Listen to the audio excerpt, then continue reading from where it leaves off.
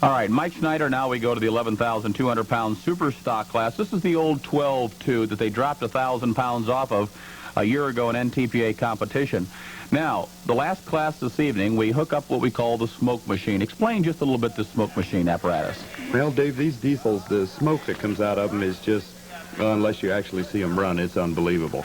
And there'd be no way without some means of carrying the smoke outside the building that we could run these classes at indoor pulls. And that's what the big tube is you see going off the left-hand side of the sled, and it goes all the way outside and pumps all the smoke outside the building. We'll have a feature on the smoke machine later on in our broadcast. Let's going to bring up our number one puller now, Colin Broughton over Silver Springs, New York. He's a dairy farmer running an International 966. Now, these creatures, these machines are wildest on horsepower.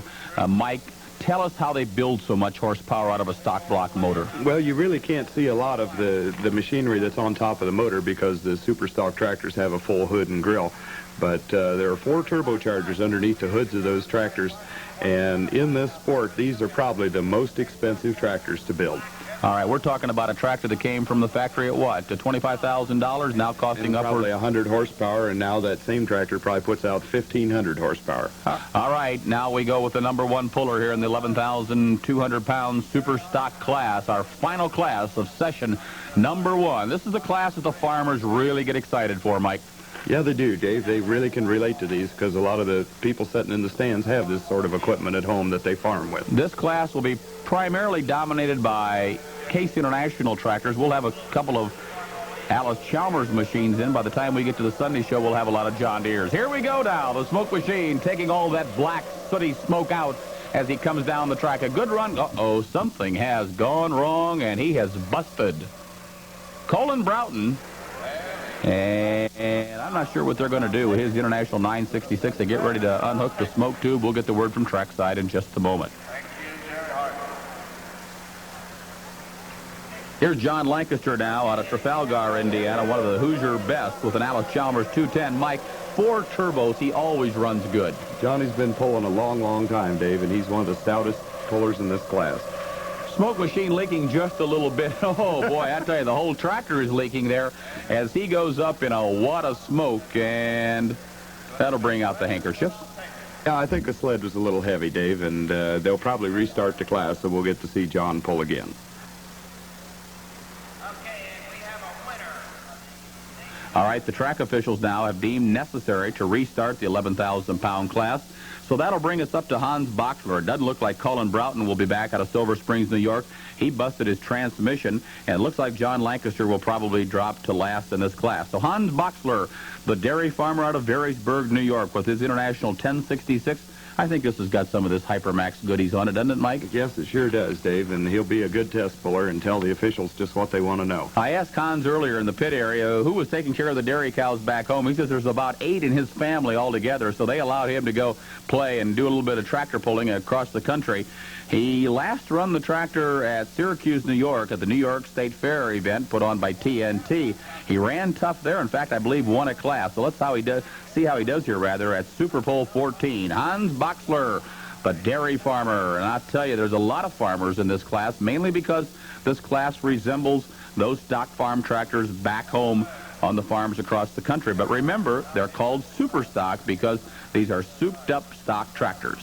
All right, here we go now. They'll build, about how much boost will they build when they come off the line, Mike? Oh, they'll probably have to have over 100 pounds before the tractor can even start moving. And once they're wound up and all the turbochargers are operating at maximum, some of them will be up close to 250 pounds of boost. Oh, he comes off flying, right off the line now. Remember, we've reset the sled, so this is a restart.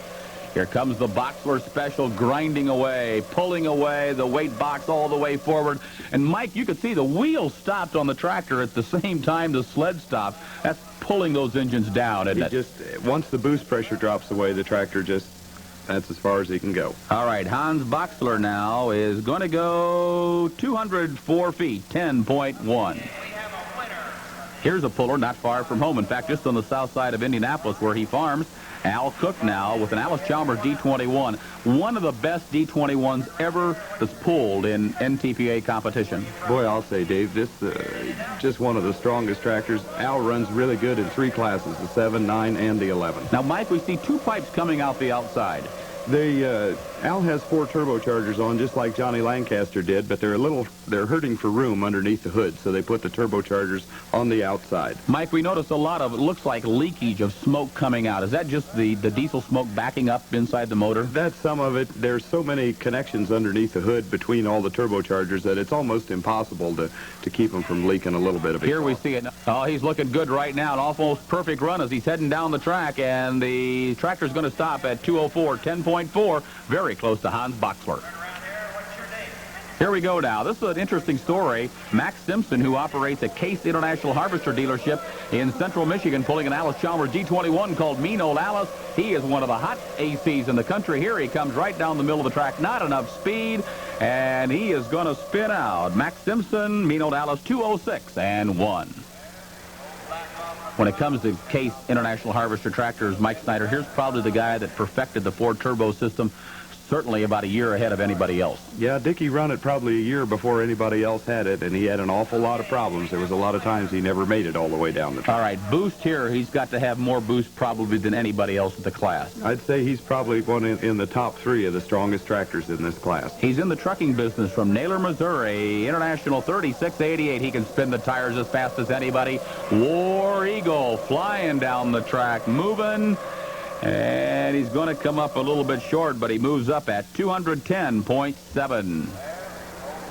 Here's Harold Wilson now. Looks like he's having trouble getting the engine started, Mike, out of Greensburg, Indiana with the D21. Yeah, he's just feeding it ether down the air intake there. I don't know whether it might have a little water problem or something. It just don't seem to want to wind up like it should. You bring up a good point. You say a water problem. Why would we even discuss the issue of having water problem when they're a diesel tractor? Well, they use water injection. Water is injected into the intake of each turbo underneath that hood to help cool down the intake air.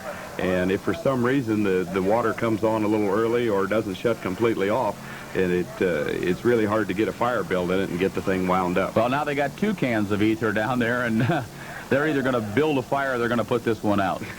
I'll take care of the ladies over here.